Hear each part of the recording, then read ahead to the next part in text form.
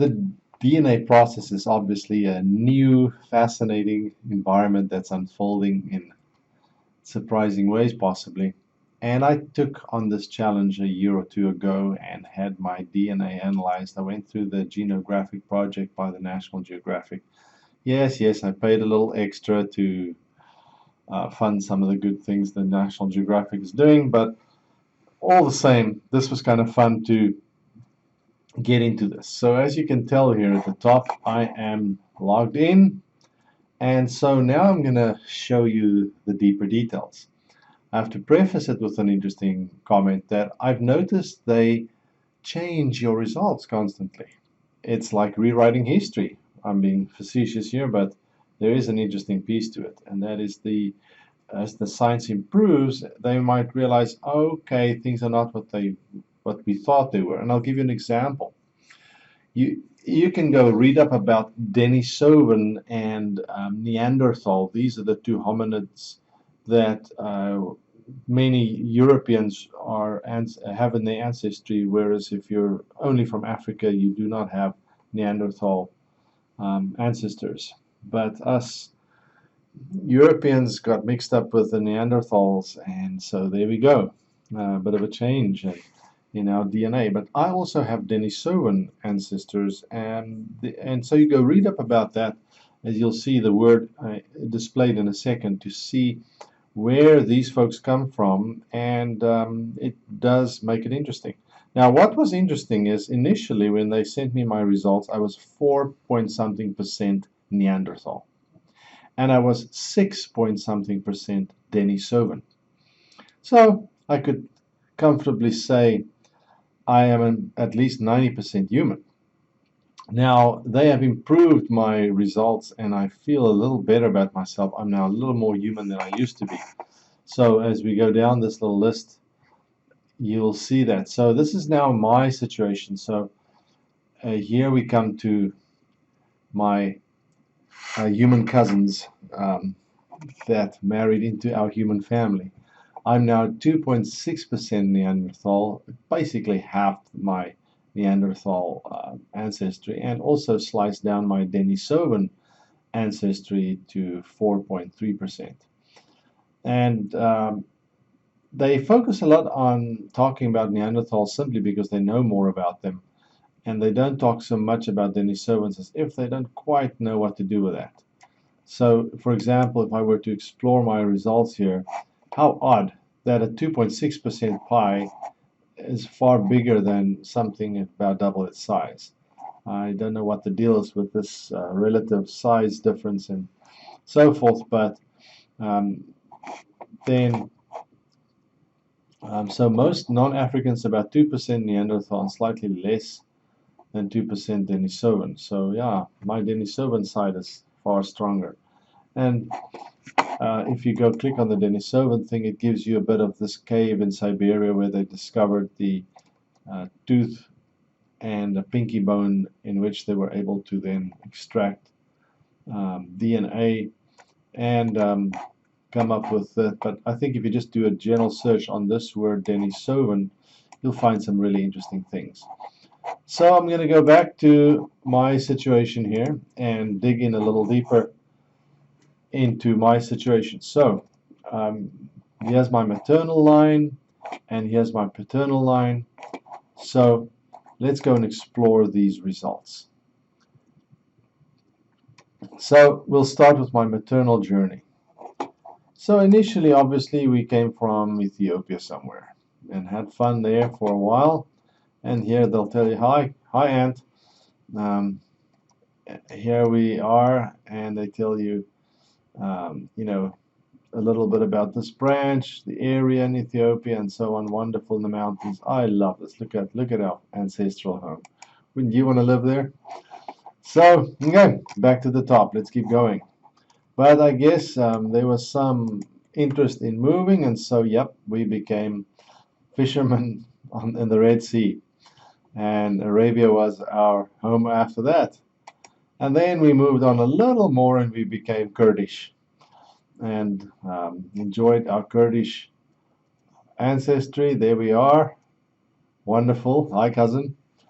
So then we still stayed Kurdish for a while and moved just a little west. Yep, there we are. That's still the Kurdish region there. Hi, cousins. And so that's why my daughter likes doing henna. I get it. Okay, in any case. So then we moved into, suddenly, whoa, hop from there. Instead of going this way, we went back and the other way around. And so my mother is actually from, I'd say, from this area right here. Her ancestors from Germany came from this area. That's now her maternal side. So let me see what they say. Yeah, it still kind of stayed there. But then, interesting enough, this H1 line spread. And let me show you the heat map then. So, okay, so her ancestors are from there, but as you can tell, a few of us out in the bush, the rest of us here, and some of them went to some oasis in the Sahara Desert, I guess. So, heat map for H1, and let me see if there's a next step to this one. Okay, they're just going to jump to my dad's family. Now, my dad's family is not Ethiopian. No, no, no. We come from Lake Victoria, man. This is where things really happen. So some of them went south and some of them went north. We went north. So um, let's keep going, slowly creeping up to where my mom's family was. Passed right by. Okay, went fishing as well. And then, hi, cousin. Okay, so went further on, and now, whoa, whoa, whoa, whoa, also into Central Europe, getting close to the Arabian areas, part of the Arabian area, still not Kurdish quite. And then we go into Central Asia proper, just above India, it seems like. And then we make an interesting jump from there. So here's a mutation that happened. Interesting. I'm not sure what this mutation is about. The mutation is shared by men from the haplogroups MNOPQR and S. Wow, these are groups common in East Asia, Southeast Asia, Oceania, and America. So, you know, I've got Denisovan ancestry. They're from this part of the world. So then we took the train and we went straight to Siberia. So there are my cousins heading to Siberia. Hi, Aunt. Enjoy your little drinks, favorite drink there. Okay, and then we got smart, as you can tell. We started picking up literacy. So this is now 25,000 years ago. So let's see. Oh, my two dear aunts, having a good one. And so that gets very technical with all these groups, and I've researched this some bit, all these numbers, and it's not simple and easy, but interesting all the same.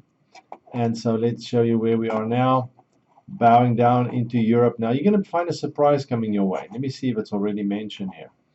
Yeah, the percentages. Okay, today it has a wider distribution in Africa, Northern Africa, the Sahel, that's the Sahara area, and all the way to Morocco and so on. 7% of Russian, 13% of the Balkans, 21% of East European male lineages, 55 to 58% of Western European, and 63% Central Europe. So this is a widely spread genetic makeup. And then a little further, now they start, okay, so it says 30% in Germany, 85% of male lineages in Ireland. The frequency peaks on the eastern coast at over 90%. Oh, really, mate? Okay, so here you see lineages as we move along. Okay, we're still there. France, Spain, 5% in Oman, 2% in Lebanon, 1-2% in Kazakhstan, so mainly Europe. And now let's take the branch, are still there. And Western Europe is now spread, as it says, spreads here. So we've now reached this last one, and now let's check the heat map. So it's interesting, a real hotspot there. Not much not much here, but really heavy in Western Europe. So I've got a strong Western European connect here. So that gives you an interesting feel. Let me go back to my results and just slide down and look at what other interesting things that I found.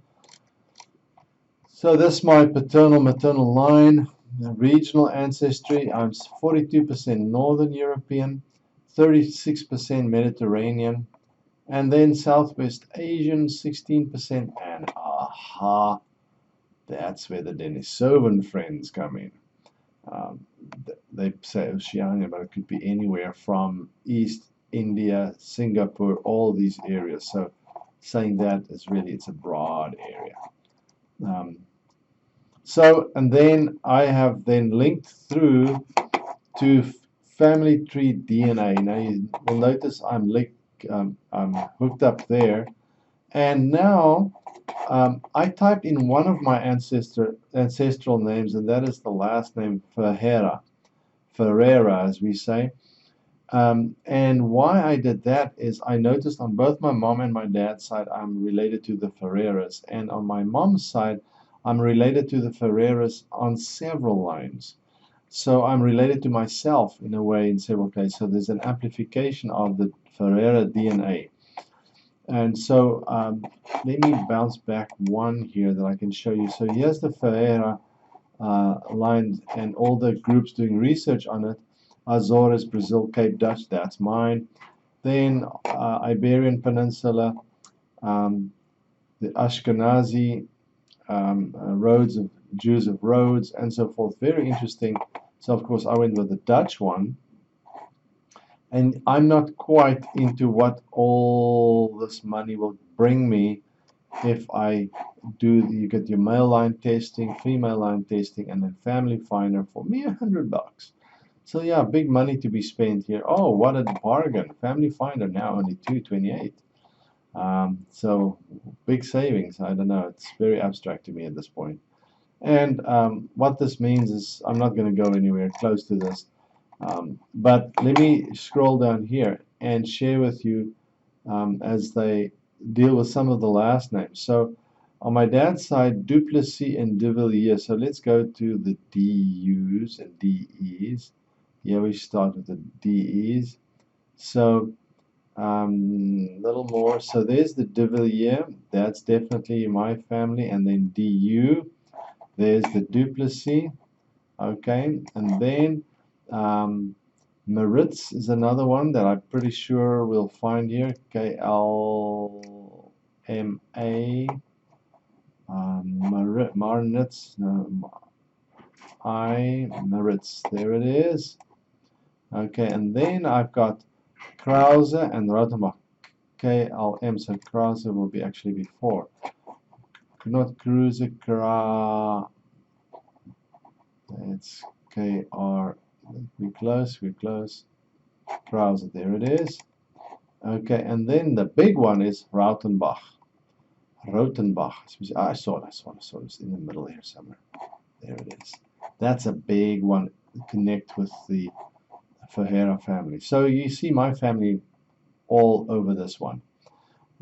All these are very common South African last names, or most of them I recognize as very common South African.